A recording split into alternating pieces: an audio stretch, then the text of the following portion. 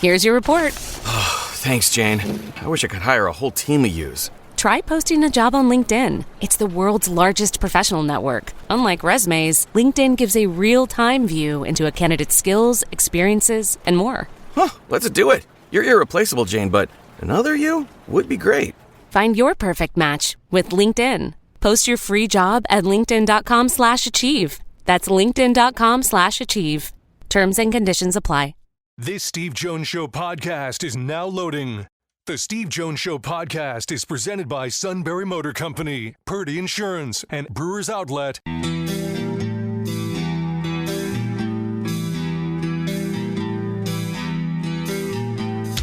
Bringing you an in-depth look at Penn State sports and more. This is the Steve Jones Show on News Radio 1070 WKOK. The Steve Jones Show is presented by Purdy Insurance, Brewers Outlet, and Sunbury Motor Company. Now from the Sunbury Motor Studio, here's Steve Jones. Another brilliant half hour. All right, sounds a little bit conceited. Brought to you in part by Purdy Insurance. Market Street in Sunbury. Go to purdyinsurance.com. Auto, home, life, business, boat, motorcycle, RV. We have a multitude of insurance needs. And we're going to go to Tony in California in a moment where insurance needs are really needed right now. And Purdy Insurance can organize all of that for you, do everything they can to save you money because customer service means everything to them. All at Purdy Insurance, Market Street in Sunbury. Go to purdyinsurance.com. Tony was at the Super Bowl when I was in California. We could not get together, but in October we will. When Penn State comes out to play UCLA, we'll make a date on that. My friend, it is wonderful to have you back. It's great to hear you again. I'm sorry we missed you. You got out of here just in time, though. We had a pretty big storm right after you left. Yeah, it was just starting to build. It started to rain when I got on the plane to leave. The good news is where you are, you stayed safe. And yes, we definitely did. There were people staying in our hotel because I stayed at the Beverly Hills Marriott, and they were there because their houses were either gone or their houses weren't gone, but the smoke damage was so extensive they're inhabitable. So it's almost worse. If your house is not gone, it's inhabitable and it's toxic. And so it's not on the news now, but we had all that rain after you left, and it caused mudslides that just basically washed out the Pacific Coast Highway. And so I've had to open another office 20 miles south of here because my staff can't get to and from work anymore because there's really only two ways to go north when you're along the coast, and one of those ways is closed. And so it's a disaster. It has been dusted. Well, in fact, it rained heavily the night we came in. I think at that point you may have been in New Orleans. It rained heavily the night we came in because it was really pouring, and we were trying to unload the luggage and everything. And the signs were up that the Pacific Coast Highway was closed that night because of mudslides and damage. So, yeah. I think it's going to be permanently closed for a while, which is, hey, Mick Cronin used to use the restaurant there to do his recruiting for the basketball team. He's going to have to move it somewhere else. Yeah, I have suggestions because there are a lot of great restaurants. All right, so so here we are now. I want to start with college football because you've been active with the college football playoff and so forth. We know the Big Ten and the SEC would like to see an expansion to 14 or potentially 16. Go with 4 automatic bids for each conference. Now, obviously, they're looking out for themselves. From the corporate world, considering that of the top 18 schools, 18 schools make up 50% of the ratings. 18 of them. Yeah. 15 are in the SEC and the Big Ten. Yes. Does that make it good for the game that you're protecting those 15 if you go to that model based on what you know in the corporate world? So the unfortunate truth about the corporate world is, I'm going to keep it as simple as I can in how we talk about this because, we talk with all of the major brands that are out there. We have 700 of them between the brands and the bowl games that use our technology. And the really simple way to look at this is I want to take customers or align my brand with what everyone wants to see.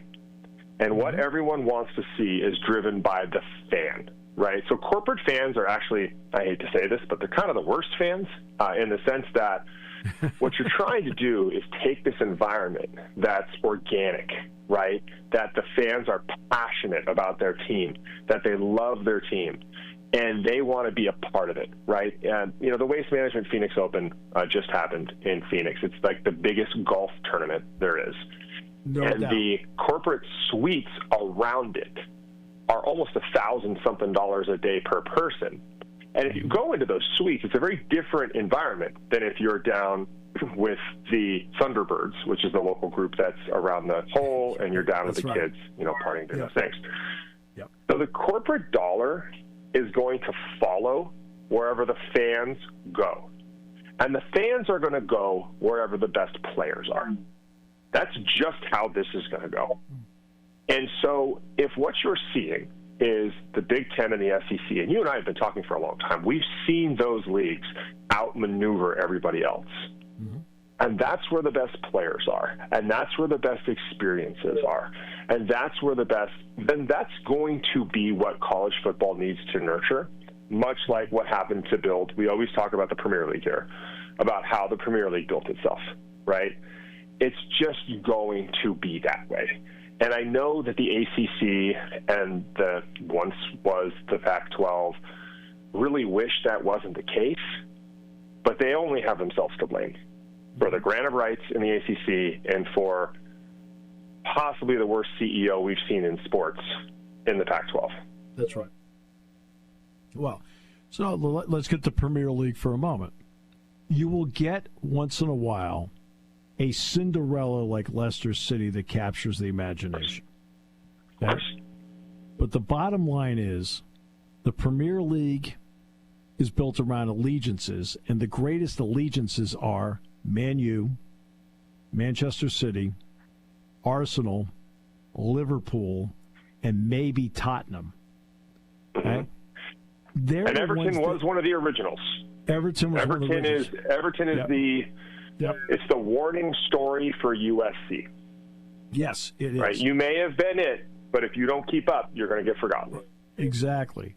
And they've been able to, all those franchises I talked about in the Premier League have not only kept up, but they are the brands that drive viewership in the Premier League. Am I being fair about this as an American in the middle of Pennsylvania? They drive the viewership, and they get paid more money. No. It's not a fair distribution. Those 6 clubs get more money from the TV deal than the rest of the clubs do. What's so genius about what the Big Ten did and what the SEC did is they knew what was buttering their bread at the time, and they made sure they looked out for the rest of the people in their league, the rest of the teams in their league.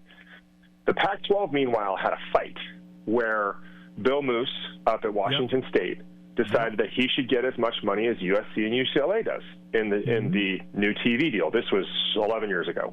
Believe it or not, the listeners may not know this. You and I are much older than many, I'm sure. The original largest TV deal was the Pac-10 deal. The Pac-12. Yep.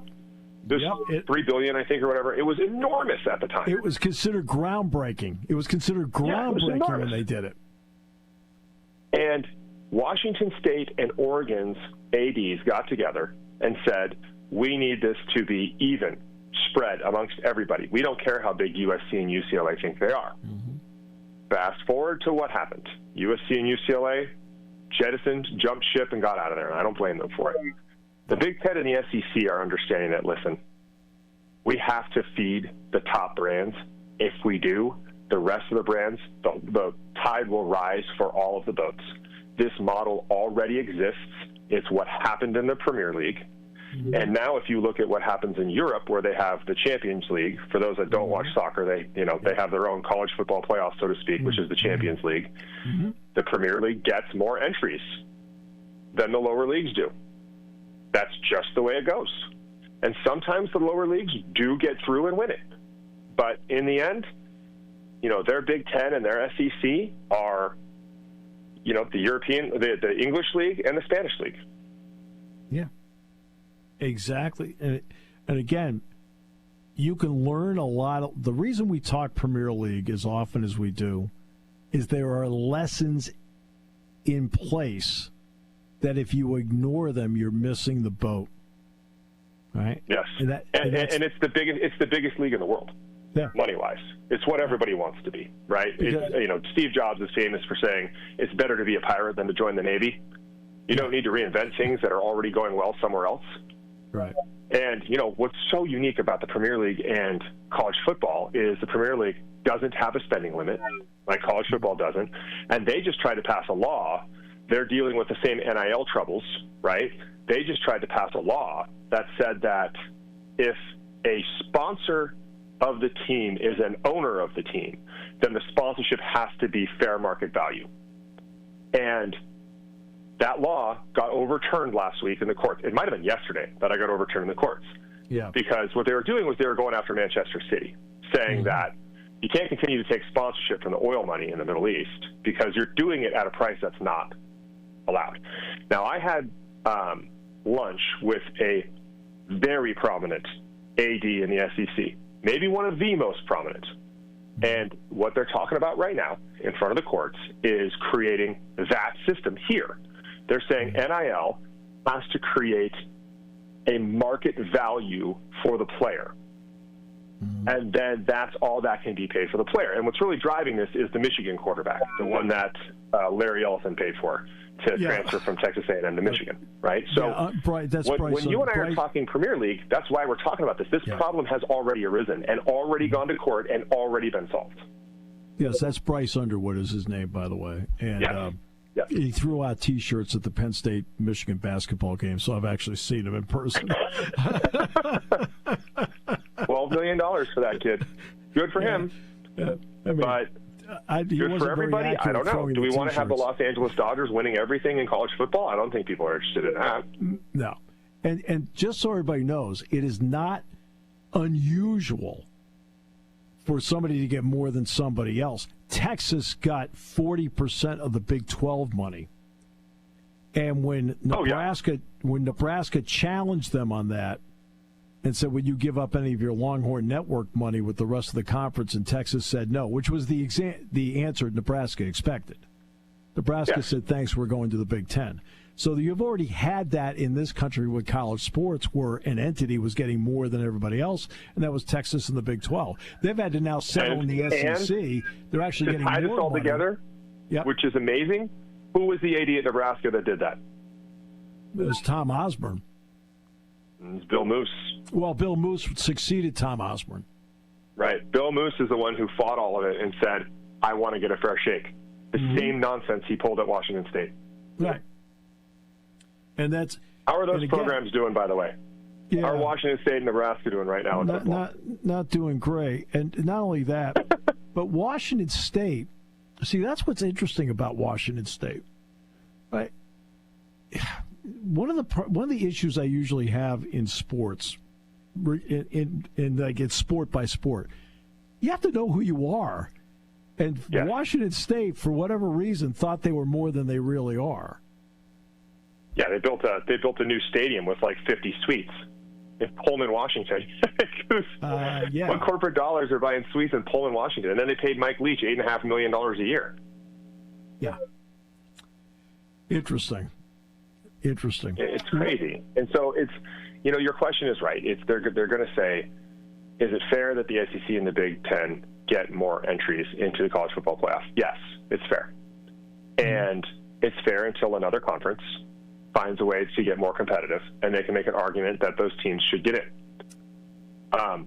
The money's going to continue to follow that.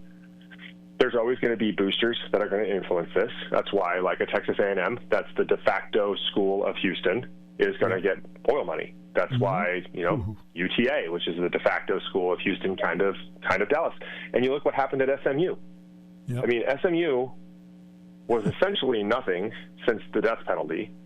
And they raised, the number better than I did. They raised like $148 million in 48 hours. It was $148 million in 6 days. And it was. It's outrageous. Yeah, and I only know that the 6-day part of it because Penn State played them in the playoff, and I was told that by the SMU people. So that's the only reason I could update that. But that's the way it is. That's where the money is. expansion of the playoff, is there any additional corporate money in an expansion of a playoff? Because this is going to dovetail into the NCAA tournament going to 76 possibly, which would be an addition of 4 more games.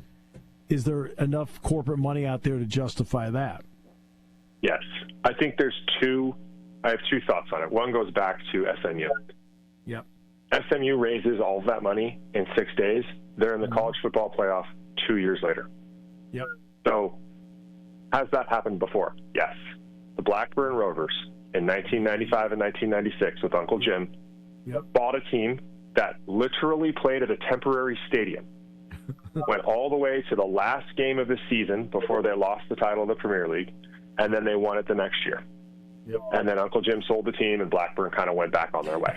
So there's always going to be that risk of a team that's going to buy their way into the big boys and then see if they can stay there. Leeds United did the same thing. Unfortunately, Leeds would be the equivalent of like the University of Miami, right? Yeah. A program we all knew that was, universally understood.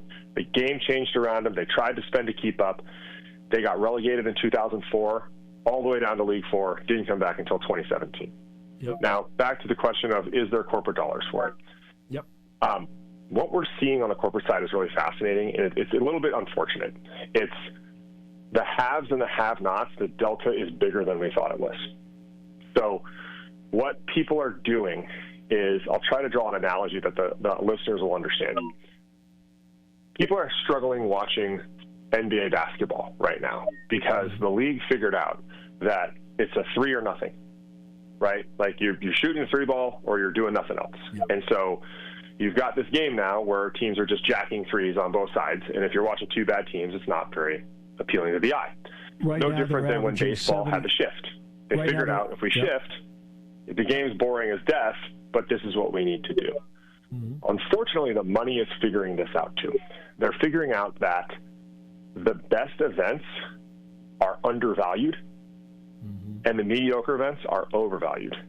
And so things like the U.S. Open of tennis, the Masters, college football playoff, the NCAA tournament, they're realizing there's more demand than there is supply, and it just keeps expanding and keeps expanding and keeps expanding, and we're not meeting this level of saturation. And people don't understand it because if they don't understand the business side, they look at it and they say, like, why are they playing the whatever Bahamas Bowl in front of 1,500 people? Well, because it was the 29th highest rated event of the week. That's right. It's better than any TV show they put on there. We haven't met the saturation yet. Yep. And so I totally agree with you that it will expand, and the NCAA tournament will expand, and the corporate dollar will support it. Absolutely. Right, so now here comes the difficult one, okay? If you expand the men's tournament to 76, you must expand the women's tournament to 76. Caitlin Clark isn't playing women's basketball on the collegiate level anymore. She's playing in the WNBA. Does it have the same value at 76? Because there's a lot of talk about the value of the sport right now because, look, their TV rating for the Final Four was higher than the men's rating. This year will be very interesting. Your thoughts on that? It's really difficult to measure once-in-a-lifetime things because they're once-in-a-lifetime, right? It's, look at the ratings. It's difficult when you look at ratings for a couple of reasons. One, the way they do ratings now is different than how they did them even 5 years ago, right? So they're definitely inflated, but I mean, still the growth in the women's final was significant. You look at the NCAA tournament's ratings and its growth trajectory, and if you actually look at it from like 1972 on, what's the outlier? You and I both know what it is, right? It's Larry Bird and Magic Johnson. And Magic Johnson, right? 79. Yep. And if you look at the share of households that game had, it was otherworldly, right? The drop-off after those two left was significant, but the sport kept growing. Mm-hmm. That's what's going to happen, in my opinion, with women's college basketball. I think it's still historically significantly higher than it's been, but we just had Caitlin Clark. And so we're looking at this and saying, and Angel Reese. And we're looking at this and saying, we kind of got to figure out what the normal is here. And I do think that because of the money that's flowing into those sports, because of the ratings that's in it, again, I do think that the ratings are big enough for it to support the growth in the women's tournament. I do. I don't think it's going to be historic, but I think just like as people understand the ratings, like you look at USA Canada last weekend, 4 million people watched that game, right? That sounds like a big number. The biggest non-Stanley Cup final hockey audience since 2019, 4 million people. Yep. 4 million people is a mediocre bowl game on December 23rd. Yep, that's right. And this was on ABC too. It was on ABC. The final's going to be on ESPN. Well, what was the Super Bowl? 130 million? 130 million. Yeah, and again, they count everything now. They count streaming. They count bars. I mean, it's count all of it. Yeah, the numbers they're inflated. Yeah. Now, admittedly, I was in California. I was out in Arcadia, and we watched it from a restaurant bar. So there were 6, and we all watched. So we count. Right, you count. At least you watched the first quarter. Then it got a little one-sided.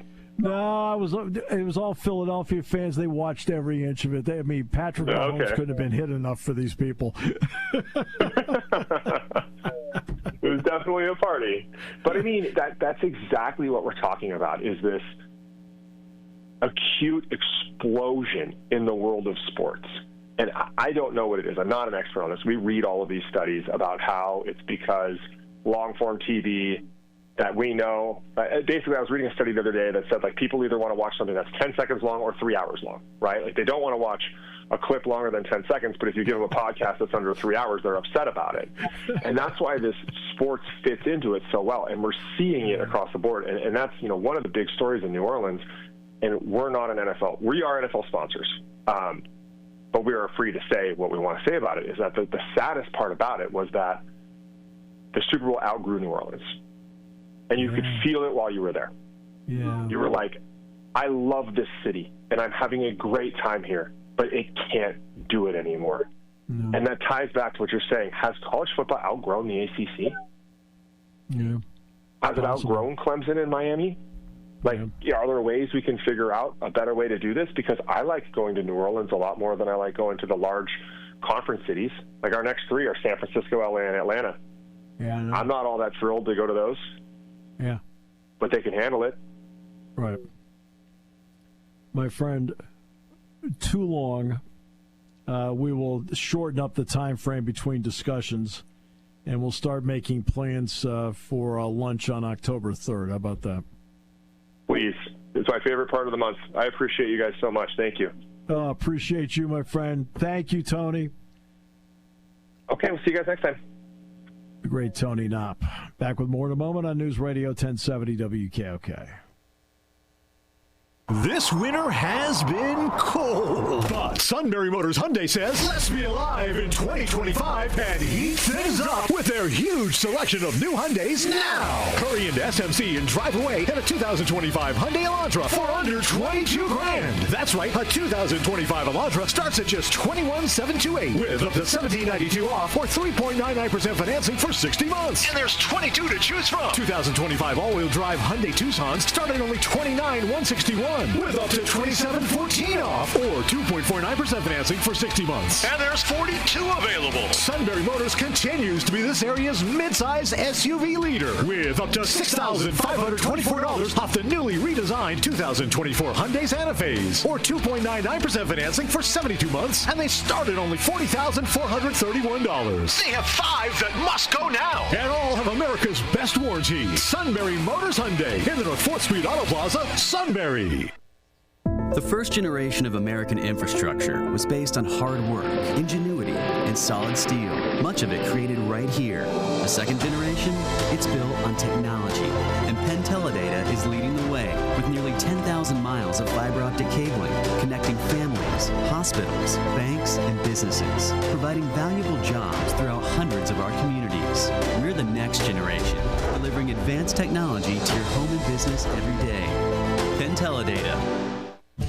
Hi, this is Season. For over 100 years, the Purdy Insurance Agency has been protecting families and businesses of the greater Susquehanna Valley and beyond. With the experience of our trained and knowledgeable staff, you can rest assured that your needs will be evaluated and met by some of the industry's best representatives. No matter what your insurance needs are, call Purdy Insurance today at 570-286-5855. Visit our website at purdyinsurance.com or check us out on Facebook to see what we can do for you.